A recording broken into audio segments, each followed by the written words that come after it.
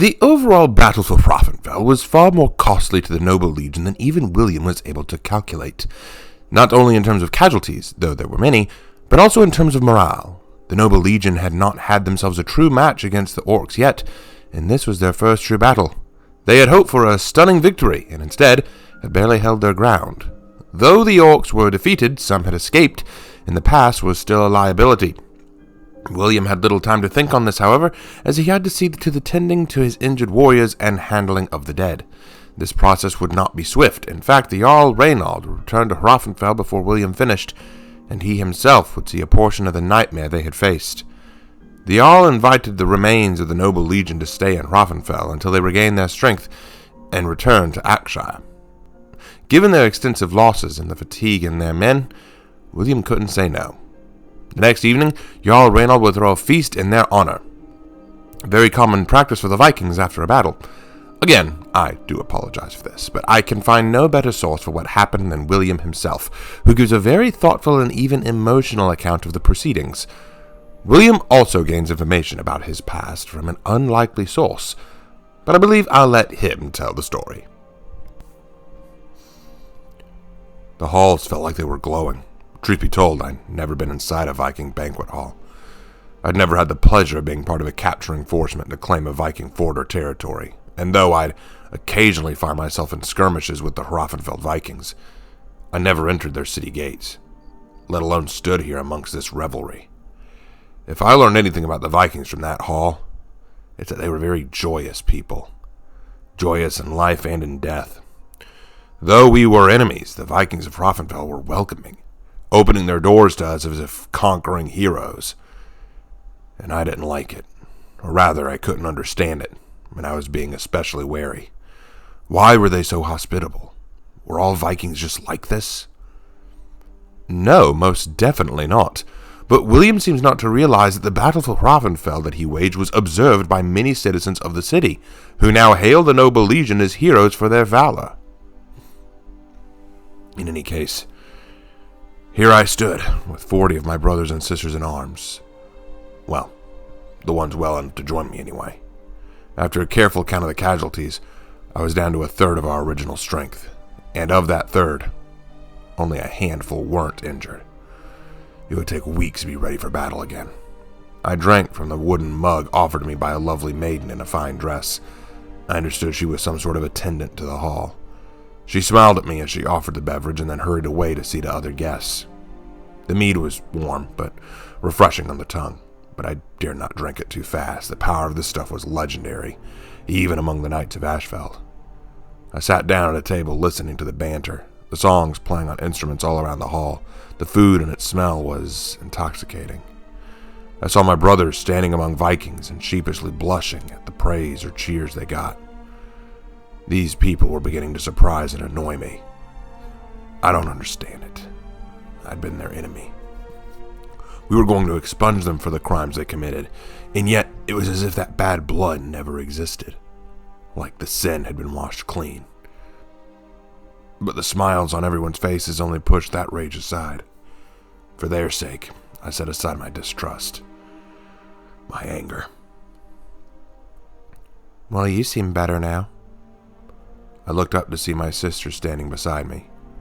She had her helmet off, and I could see her dark hair tied into a short braid.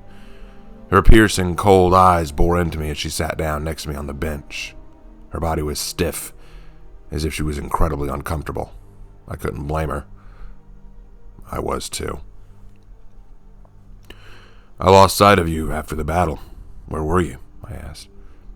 Counting up our own dead, we lost about 7 of our original number. My mistress congratulates you on your victory. She says you're a fine warrior and a good leader. I appreciate it. But what do you think, sister? So you care about my opinions now? Well, there's a first, she muttered. I groaned in frustration. Forget I said anything, I snarled.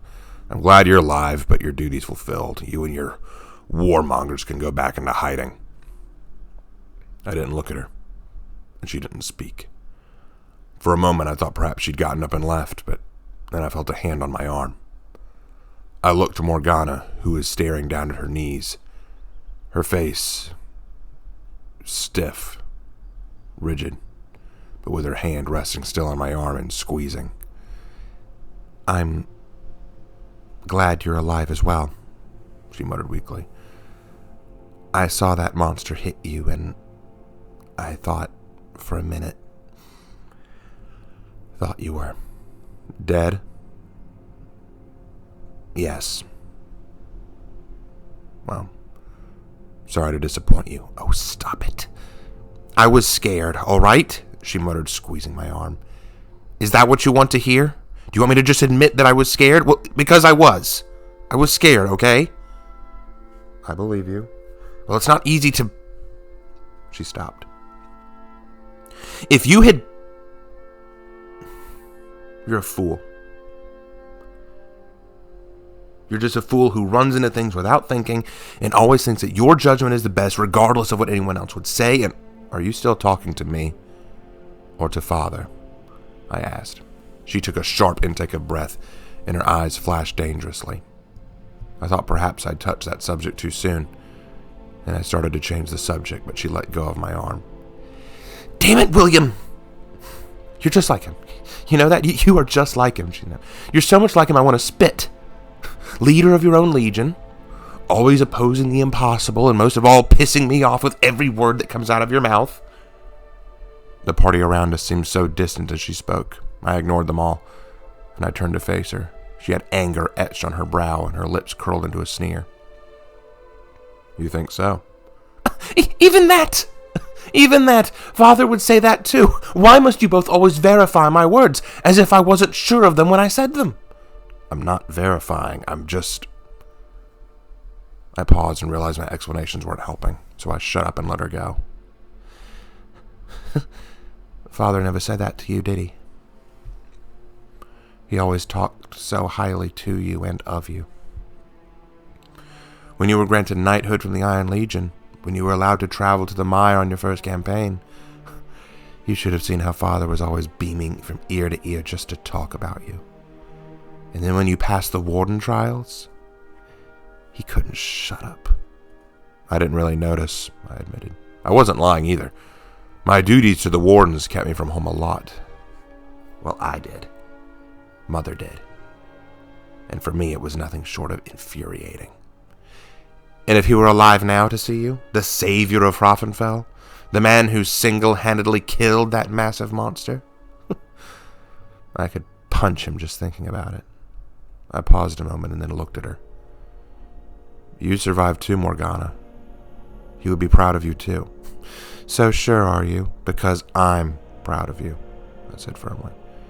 "You came through, sister. You helped our legion. Were it not for the warmongers, for you and your sisters, you would have found a way, little brother." She sighed, rising to her feet. "You always do. And I will always chase your coattails." I rose after her, but she brushed my hand aside. "Stop it. We need to face facts. You're just better than me, William. Father knew it. Mother knew it. And I knew it, though I tried so hard to deny it. And now you must accept it, as I'm having to. You were the apple of our family's eye, and I was always the black sheep. You asked me why I joined Astria, so I could become a wolf. If I could not make Father proud of me, then I would find a new purpose. Morgana, you're not my inferior, I argued, and you're far better than anything Astria could give you. That's why you left Horkos to go with the Sisters of Lupin, yes? You save the speeches, William, she groaned. I'm not interested, and your lying with that false sense of humility of yours is making me sick. Morgana, just listen to me. You've got this all wrong. I moved towards her, but she swiftly brushed past me, marching to the exit of the hall. Farewell, Night Warden William. I trust we'll meet again soon. As she walked out of earshot, I lowered my hand and cursed. Damn you, Morgana. Why do you never listen to me? I sat there for a while, lamenting my sister. She'd walked away, leaving me feeling even worse than before she'd sat down. It was clear she cared, but we were far away from ever making amends, and I didn't know how to feel about that. But no sooner had I returned to my thoughts than another figure appeared at my side. This one, though, was even more shocking. He stood with a horn of mead in his hand and his helmet off, showing his graying hair and rich beard. "Forgive me," Reinhold started. "I didn't want to interrupt." "Not polite to eavesdrop," I growled. "You can't help it," Reinhold shrugged. "In a hall like this, where everyone speaks freely, someone will listen. And I've got a well-practiced ear to these sorts of things." "Come to give me familial advice?" I asked coldly. The smile on his face faded slightly, and he shook his head. "Nay, lad. Not at all. Come. I wish to speak with you more privately." He walked me out to a balcony near the dining hall. The dancing and singing was still loud enough to be heard from here, but dulled by the wind and snow outside. Reinhold leaned on the balcony railing and sighed as snow peppered his head. I followed close and looked out at the world. It was breathtaking. The mountains formed a backdrop to Valkenheim, and the snowy clouds a canopy above us, sheltering us, and drifting soft snow upon the ground. I could just see the battlefield from here, with blood still staining the snow beyond. Amongst the hills, I could see small dots of villages like acne upon the puffy snow. And the trees kept moving and swaying in the wind. Though cold and surely bitter, in this light and surrounded by this merriment, Raffenfeld's view was something of wonder. "My home, Night Warden William. The lands you protected," Reinhold said proudly. "I wanted you to see what it is I rule, what it is I fight to defend, what your soldiers died for." "It's beautiful, Jarl," I answered, "but it's hardly respite." "I know," he answered sadly, "and it's not the first time our lands have not contributed to bloodshed for your people." I stiffened at his reminder of the events that started all this. Jarl Ranald leaned his body forward, as if looking down at the ground, and then breathed out long and low. I suddenly became more aware of his white hair, his aged body. This was an old man, a weary ruler. "I cannot take back what was done. Blood once spilled cannot return to the body. And a blade once swung cannot be taken back," he said. "My daughter's actions were not my wishes, and she was punished soundly for them. But despite them, you spared my daughter's life when she came to you. And then you sacrificed your own legion to defend my lands. I am in your debt, Night Warden William of Oxshire." "You owe me nothing." "Damned if I don't," he snapped forcefully. "The gods curse me forever and damn my soul to Helheim were I to deny this truth. You have given of yourself to me, your sworn enemy.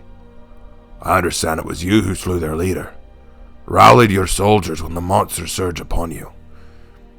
You could have so easily retreated and left us to our fate. I might have returned to finding a burning wreckage instead of a home. And you would insult me by saying I owe you nothing?" I simply glanced at him, a sorrowful look on my face.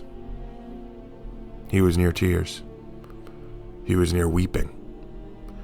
It seemed he had not expected me to stay and fight for his lands after so much death.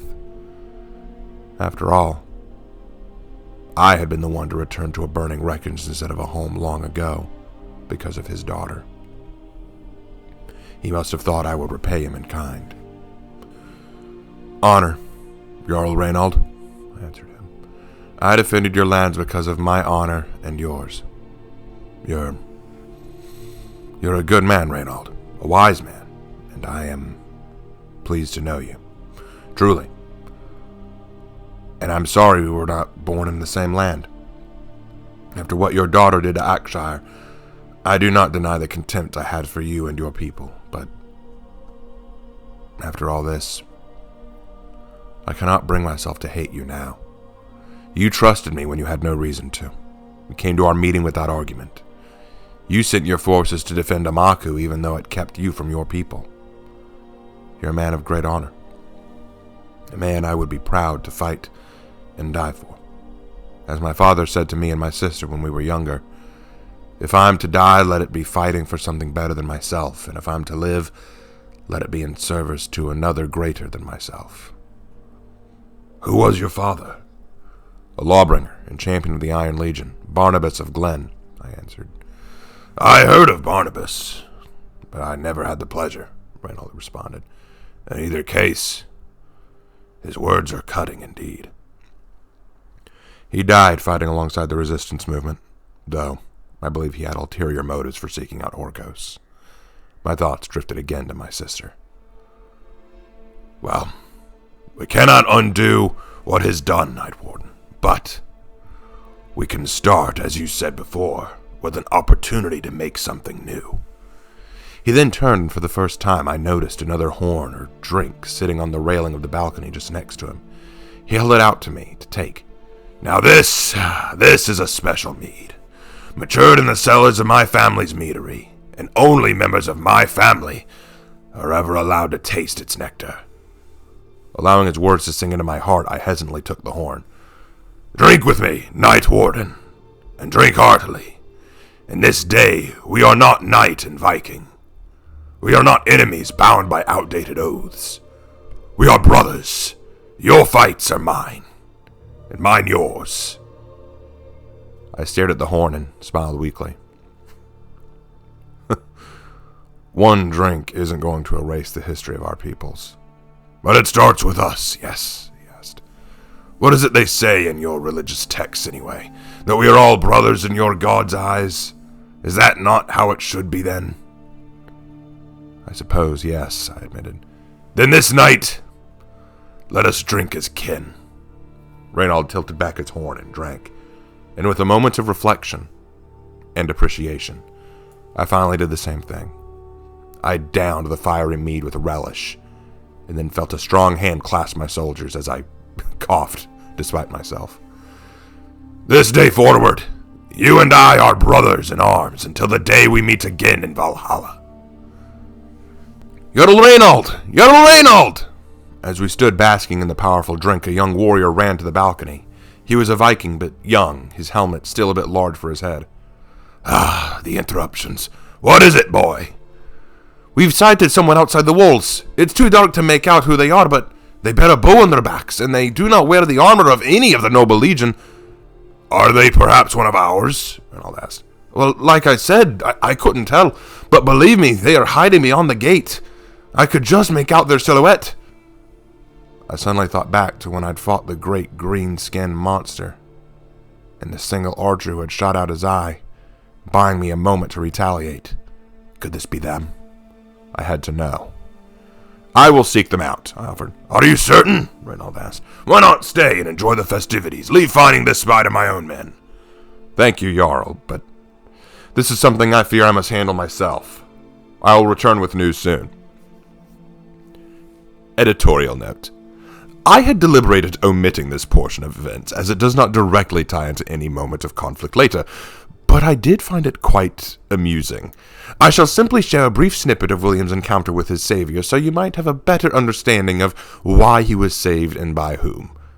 We shall pick up after William had left the feast and began searching the wilderness, finally finding his first clue.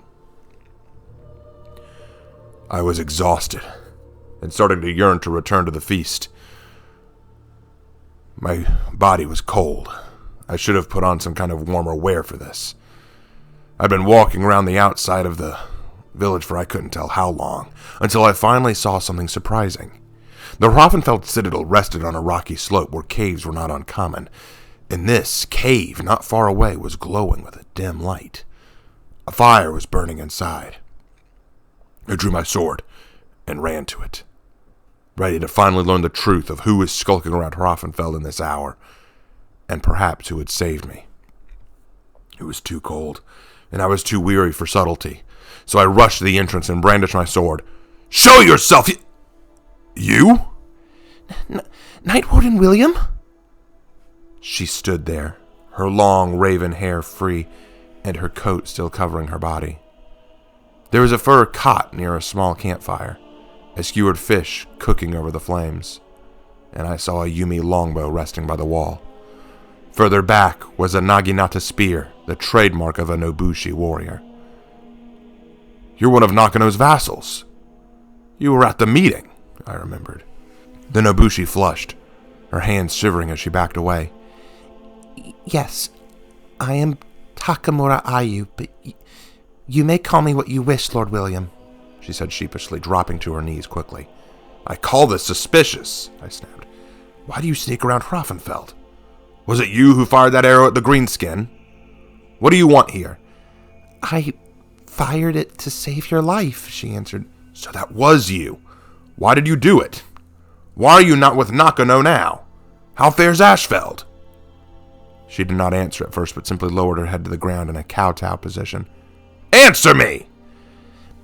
I do not know of my daimyo's fate. She sent me with no message, for she does not know I am here. Lady Nakano is a strong warrior, and she commands the strongest of Amaku. I'm certain she was victorious, but when I am through here, I shall return to her and learn of what has become of Akshire."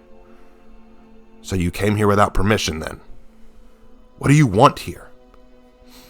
"Forgive me. I could not deny my need to find you, Lord William. Forgive this foolish woman for interfering in your duel with the monster, but I could not turn a blind eye to you in need." "But why?"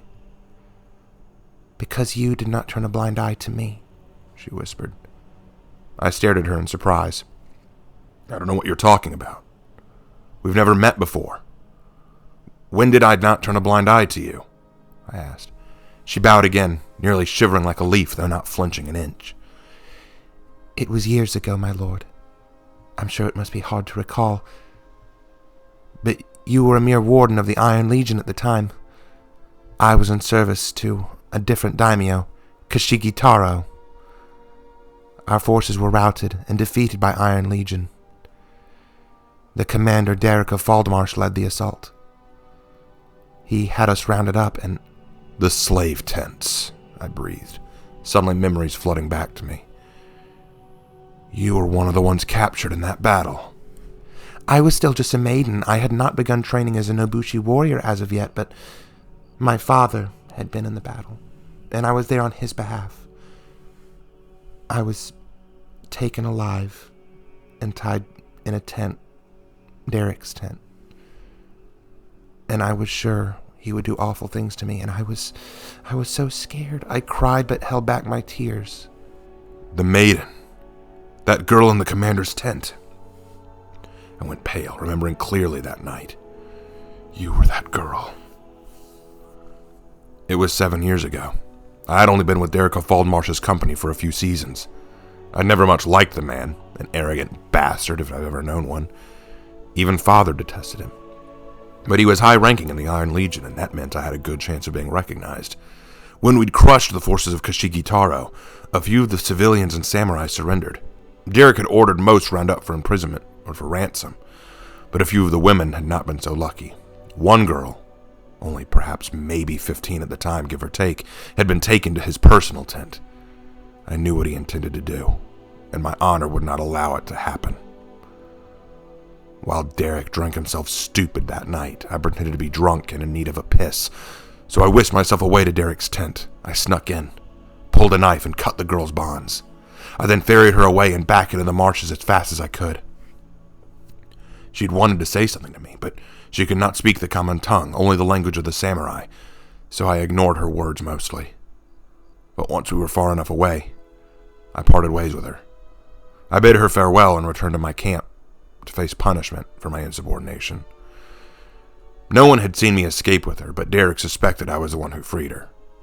However, he had no proof, so to placate him, my fellow warden simply provided a very light punishment. A simple reassignment to a new front. I didn't mind, but I had not thought of that girl for some time. And here she was, bowing before me, having saved my life. I have thought of you every moment of every day since you rescued me, my lord, she beamed. I blushed fiercely. Perhaps it was the drink that was messing with my mind, but I could not help but notice how her coat was not fully clutching her body, hence why she was shivering. She looked strangely attractive, especially against the warm firelight. It was really nothing.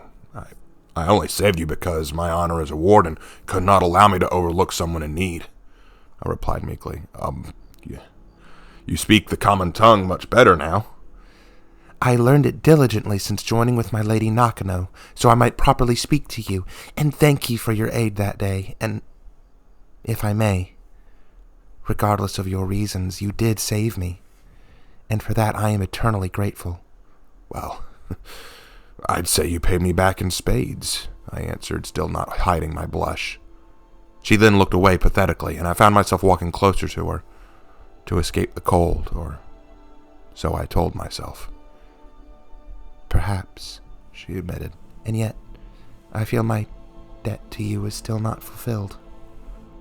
My heart yearns to do more for you, yet I am uncertain of what more I can offer. And that is why I remain, she insisted. I then smiled weakly. Perhaps we can think of something? As I smiled and moved closer, she smiled wider. Yes, I believe we can. And on that note, I think it's safe to end the log there.